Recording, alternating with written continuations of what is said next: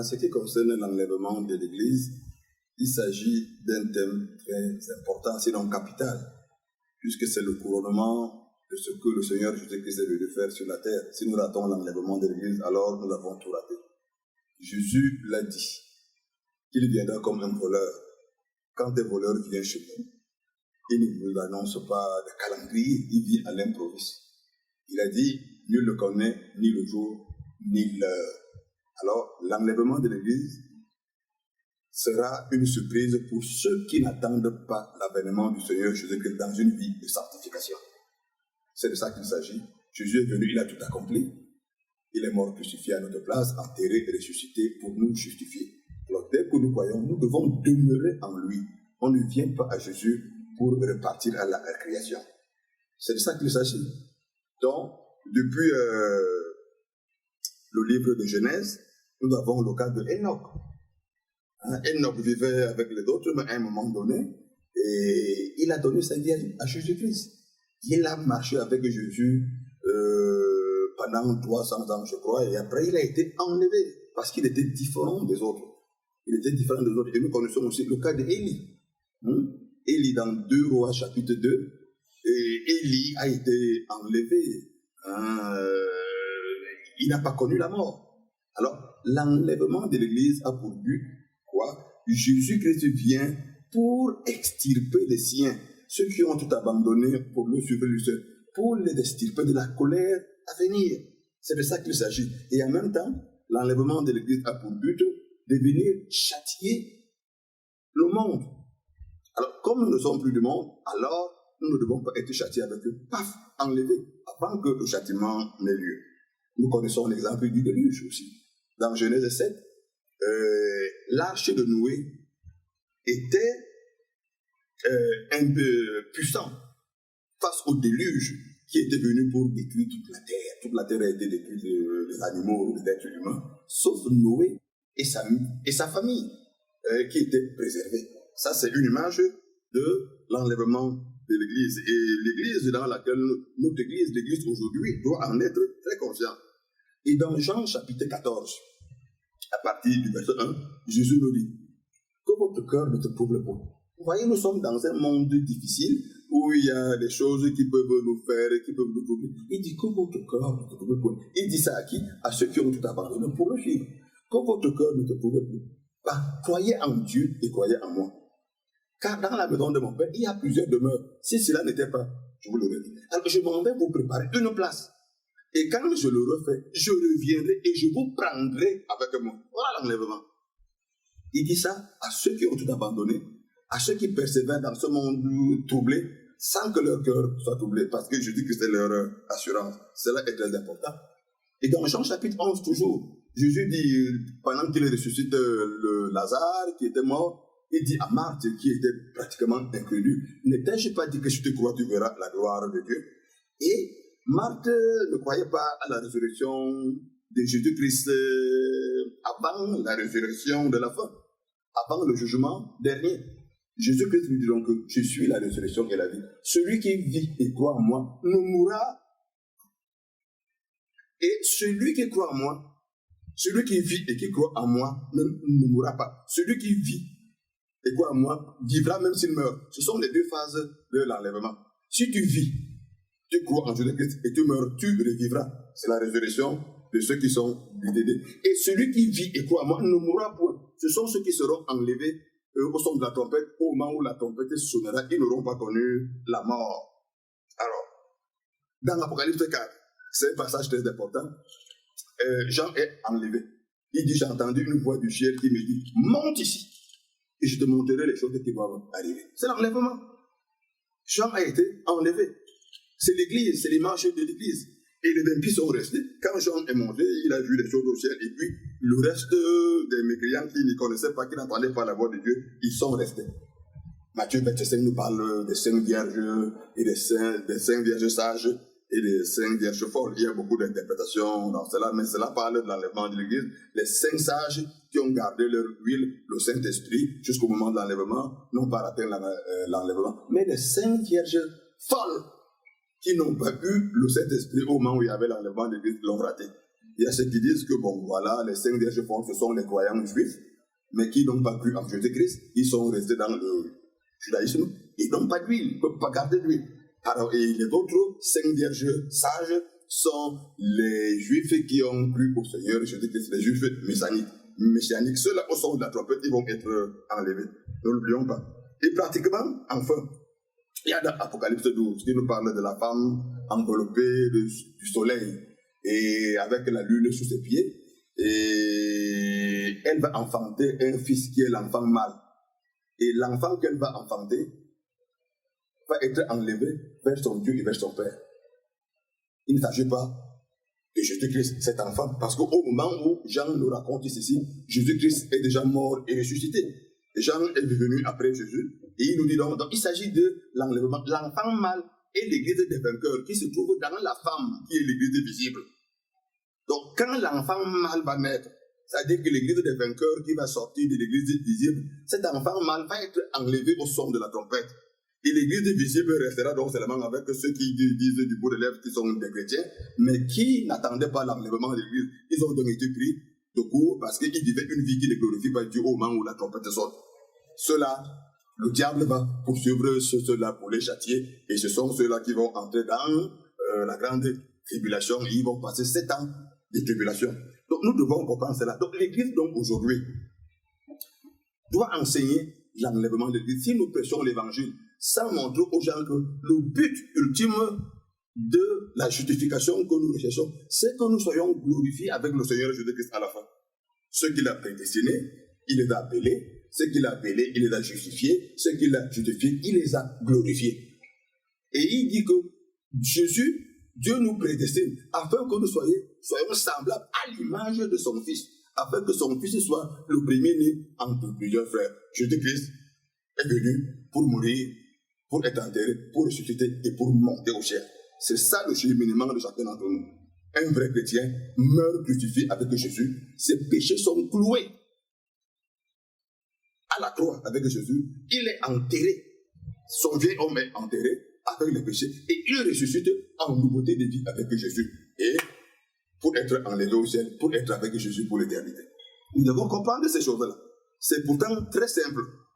Mais le fondement de tout cela, c'est quoi? Nous devons vivre une vie de sanctification après que nous soyons justifiés par la foi, justifiés par le sang de l'agneau et persévérer tous les jours de notre vie dans la consécration chrétienne. C'est de ça qu'il s'agit. Parce qu'il peut venir même quand nous dormons. Il peut venir quand nous fêtons. Il peut venir quand nous sommes dans une cellule. Il peut venir quand le monde nous insulte ou quand le monde nous acclame. Quelles que soient les circonstances, que nous soyons dans l'église ou en dehors de l'église, il faut que la justification, l'Esprit de Dieu soit en nous. C'est cela le vrai chrétien. Le chrétien, l'église de Jésus-Christ, il y en a ceux qui se trouvent dans des prisons. Ils sont membres de l'église universelle, l'église invisible. Même dans des mosquées, il y a des chrétiens cachés dans des mosquées qui ne peuvent pas dire ouvertement qu'ils sont des chrétiens de peur des représailles. Nous serons surpris en ce jour-là, si la trompette sonne pendant un grand ramadan, de voir que, bam, au son de la trompette, quelques individus disparaissent du milieu de la foule, parce qu'ils ont cru en Jésus, peut-être en cachette de Nicodème. Alors que dans nos grandes églises conventionnelles, nous verrons peut-être des gens être enlevés. Alors, il ne s'agit pas de problème de catholicisme romain, ou de protestantisme, ou de pentecôtisme. Il s'agit d'avoir une relation personnelle, une communion personnelle avec celui qui est venu se substituer à la condamnation et au châtiment à notre place, le Seigneur Jésus-Christ. C'est de ça qu'il s'agit. Moi, je ne voudrais pas rester dans ce monde, je voudrais être enlevé au son de la trompette, quelle que soit la position où je me trouve. Si je rate l'enlèvement de l'Église, alors j'ai tout raté. C'est ça qu'il faut comprendre. Alors, les gens qui annoncent que l'enlèvement de l'Église, c'est demain, c'est hier, moi je crois que à quoi ça sert de savoir quand l'enlèvement aura lieu? S'il faut que je vive tous les jours de ma vie, même si je vis 1 milliard d'années, en communion personnelle avec le Seigneur Jésus-Christ. Le jour de l'enlèvement, ça m'importe peu.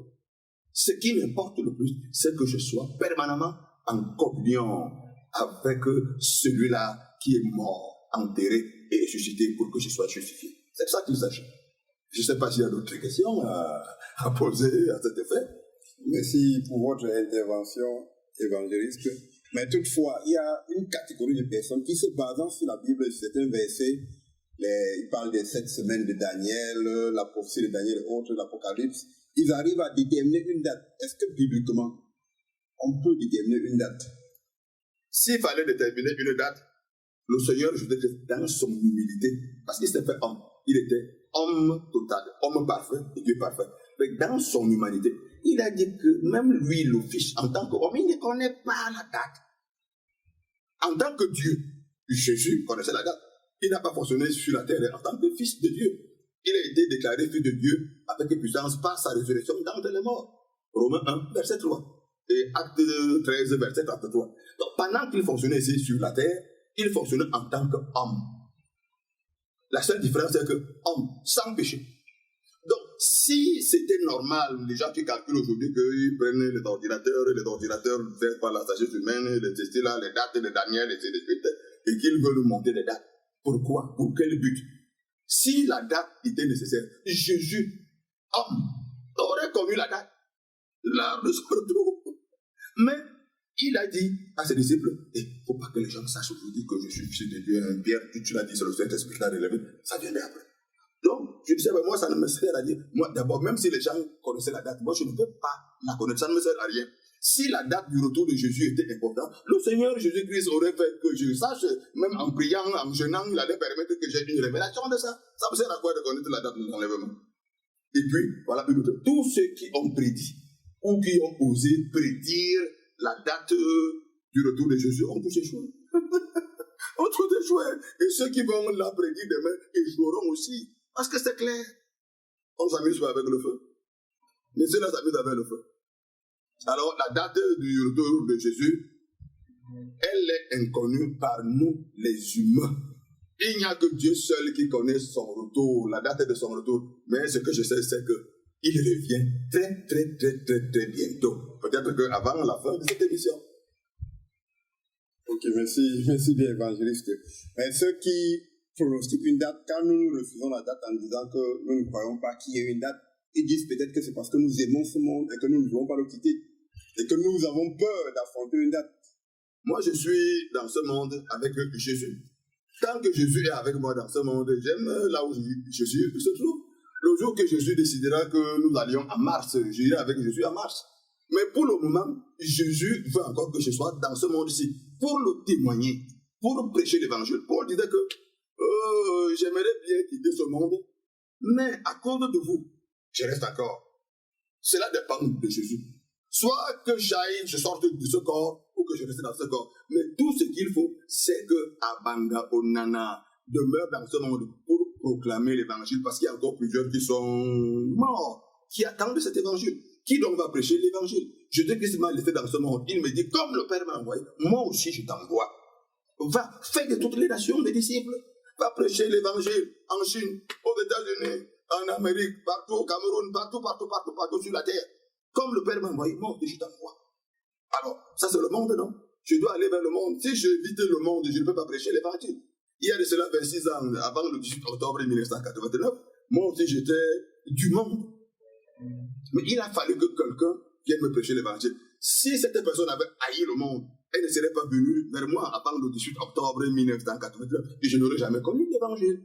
Moi je n'aime pas le monde. Hein? J'aime ceux qui sont dans le monde. Ce que je hais, c'est le système du monde qui est anti-Jésus. Mais le monde, en tant que cette grande enveloppe qui contient tous les non-croyants que le Seigneur Jésus-Christ veut sauver, je les aime. Parce qu'il dit que je suis le sel de la terre. Si je perds ma saveur, je ne suis plus rien. Alors le sel n'a de valeur que quand il va en contact avec ce qui est corrompu, afin de lui redonner de la saveur. Alors le monde est corrompu, abandonnana. J'aime ce monde-là qui peut être sauvé, parce que je suis le sel de la terre, je vais en contact avec le monde pour qu'il connaisse Jésus. Amen. Une dernière question, c'est que quand vous voyez l'état général de l'Église aujourd'hui, dans le monde entier, de façon globale, et spécifiquement le cas du Cameroun, est-ce que vous avez l'impression que de nos jours, on vit encore dans la conscience de l'enlèvement de l'Église et dans la préparation continuelle? Oui, c'est parce que, comme je disais tantôt, il y a la différence entre l'Église visible et l'Église invisible. Les choses visibles sont passagères. le Cameroun ou l'église au Cameroun, dans sa majorité, elle est visible, c'est ce que nous voyons. Mais la véritable église invisible, elle est éternelle, parce que ce sont les choses invisibles qui sont éternelles. Je vois 2 Corinthiens, chapitre 4, dans les versets 17 à 19. Alors, qu'est-ce que je veux dire par là? Moi, je suis au Cameroun, mais je suis de l'église, et je ne suis pas seul. Et avant moi, il y a ceux qui m'ont prêché l'évangile, qui sont encore au Cameroun. Beaucoup sont morts dans le Seigneur. Ils attendent, ils vont être enlevés quelques secondes avant moi ou quelques tiers avant moi. Ils sont du Cameroun. Et aujourd'hui, nous avons évangélisé. Il y a des gens qui ont cru en Jésus-Christ. Ils sont au Cameroun. Les médias nationaux, internationaux du monde ne font pas de publicité dans ce genre de groupe d'hommes-là. Mais si aujourd'hui, à Bavon, on avait un disque d'or mondain sur la place du monde, tous les médias du monde me connaîtraient. Alors, l'église du Seigneur Jésus-Christ, qu'il bâtit,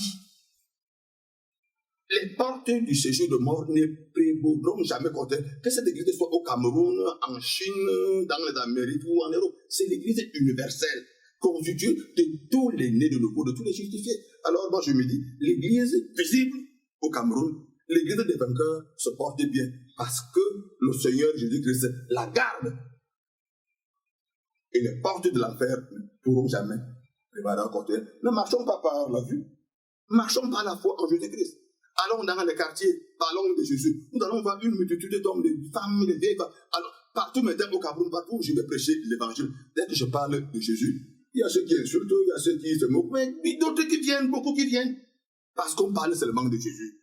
Ils ne viennent pas vous demander de l'argent, ils ne viennent pas vous demander des postes politiques, ils viennent parce qu'ils ont entendu parler de Jésus, la vie éternelle, qui était avec le Père, et qui s'est manifesté et qui veut entrer en chacun d'entre nous. Moi je dis, l'église est visible, l'église de Jésus-Christ se porte très bien dans le monde entier, et je suis membre de cette église-là.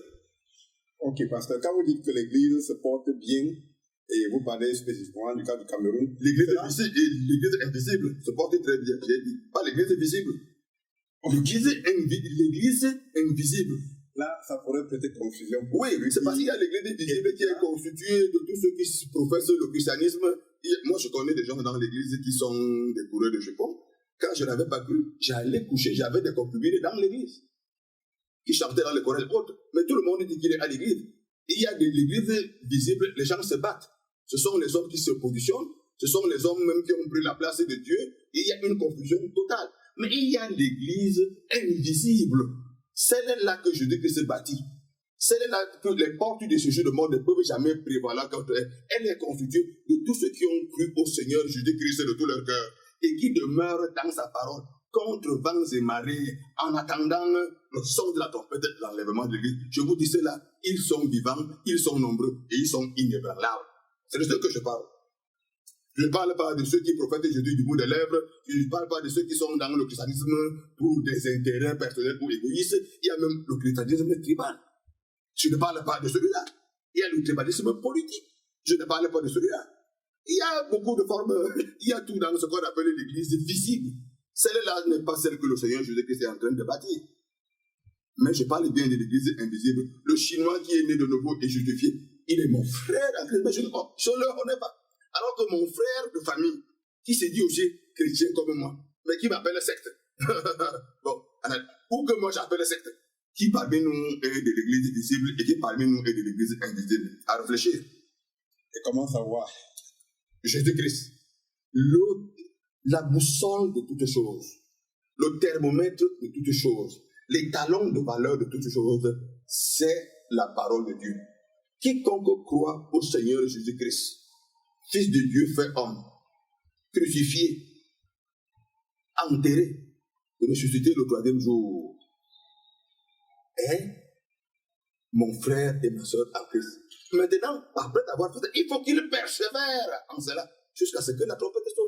Beaucoup ont été membres de l'église invisible au début, la vraie église, et ils se sont compromis, ils se sont éparpillés dans l'église visible. C'est très grave. Il ne faut jamais négliger cela. Tout le monde qui parle de Jésus n'est pas chrétien. J'ai un ami musulman qui me disait dernièrement, monsieur le pasteur, c'est que vous dites là bien, mais non, moi je ne peux pas accepter que ma femme marche avec votre femme. Parce que c'est vous les chrétiens, les femmes font pipi au bord de la route, les femmes tapent leur mari, boivent de l'alcool. Ça, pour nous, Dieu ne peut pas accepter ça. Ce musulman avait raison, selon la sagesse. Comment voulez-vous qu'il accepte que ça, d'après lui, c'est le christianisme qui rend les femmes libres comme ça, pour elles battent leur mari, elles soulèvent les kabangondo le jour du 8 mars.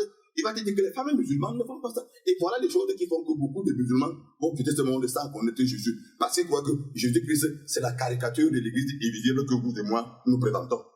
Personne ne leur montre le vrai Jésus, qui est sanctification, qui est justice, qui est justification, qui est gloire. Saint, Saint, Saint est l'Éternel. Voilà les fondements de la vraie Église. Et nous devons être, tel Jésus-Christ est, tel nous devons être dans ce monde. Voilà la vraie Église. Nous vous remercions, évangéliste, d'avoir accepté de participer à cette interview. Gloire au Seigneur Jésus-Christ.